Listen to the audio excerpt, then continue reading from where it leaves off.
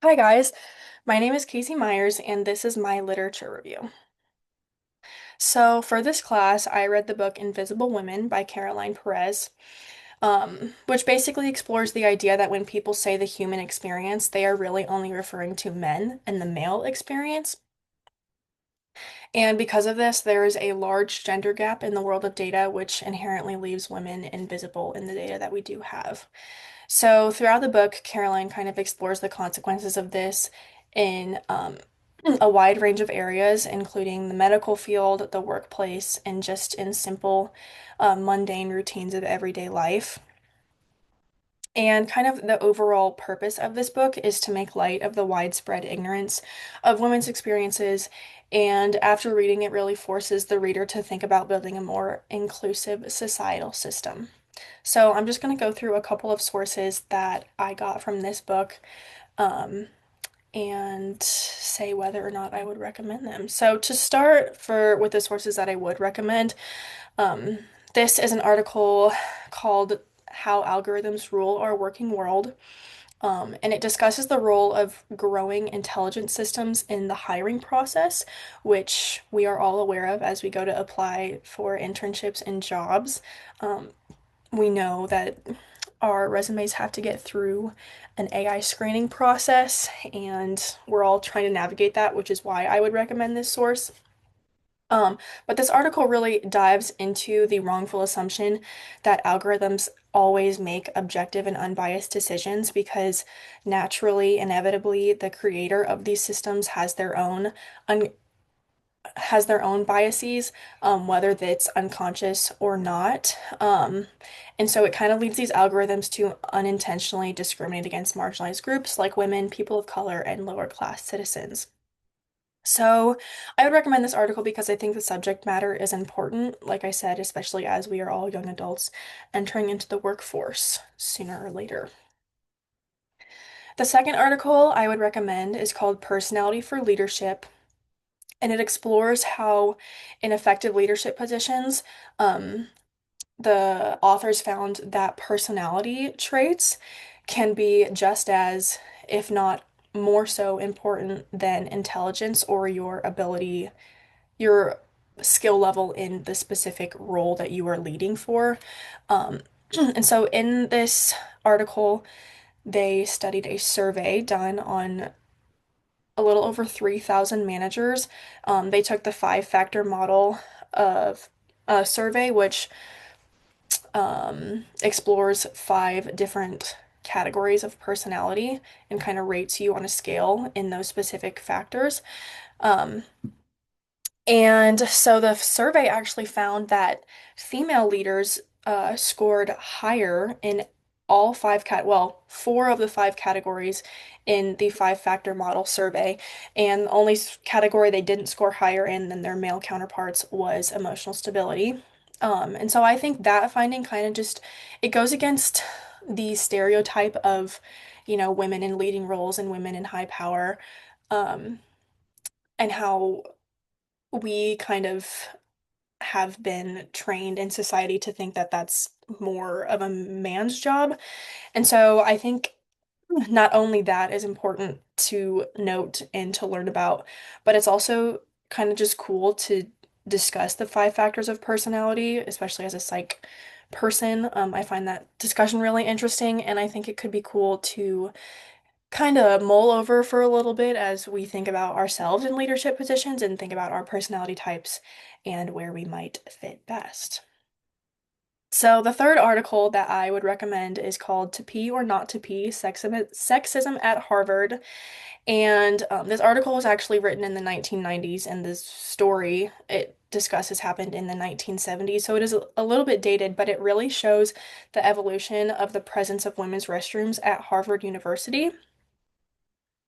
Which is pretty interesting. So, in the 1970s, when women were first admitted into the school and able to take their entrance exams, um, the building that they took the entrance exam in only had one restroom, and it was for men.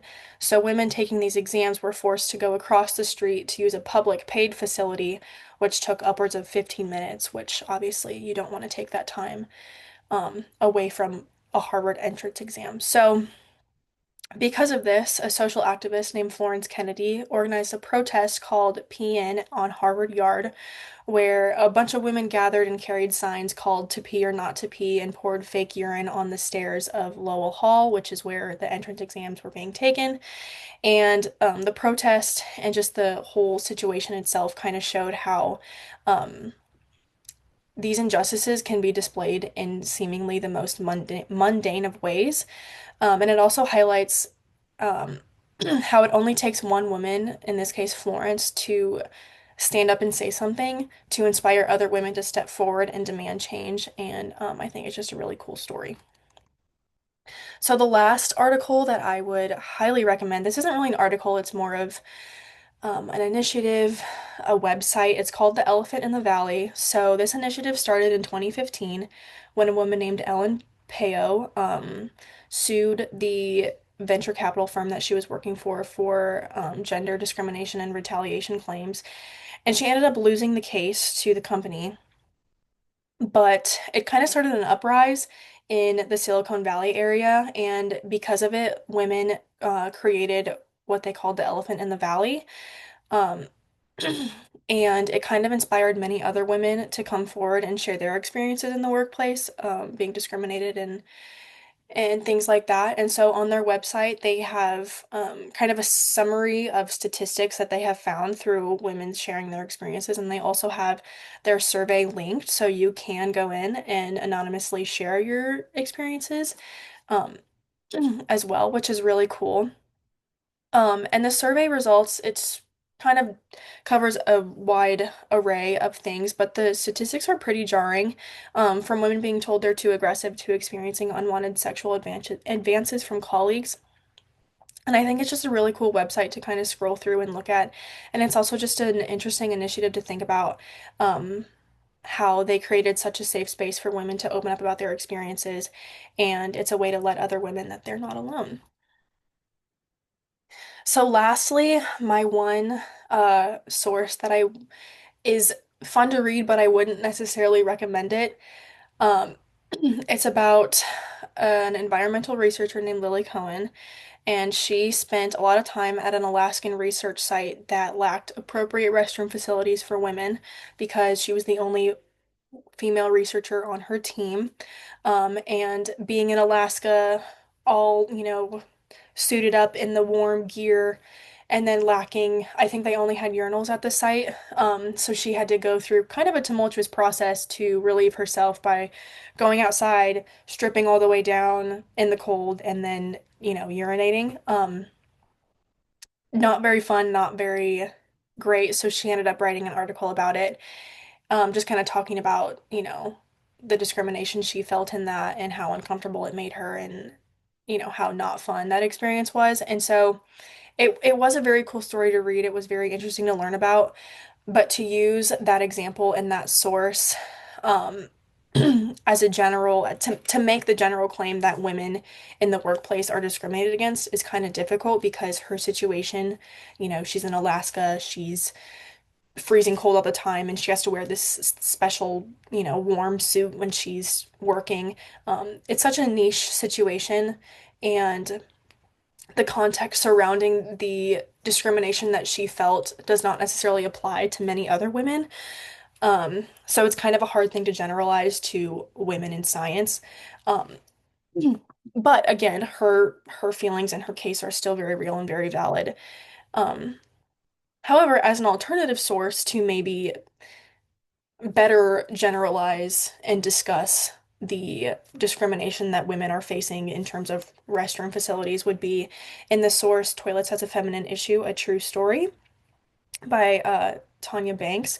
She kind of discusses all restroom facilities just in public spaces and how um, male restrooms and female restrooms are made equally, but they shouldn't be because women and men do not have the same restroom experience.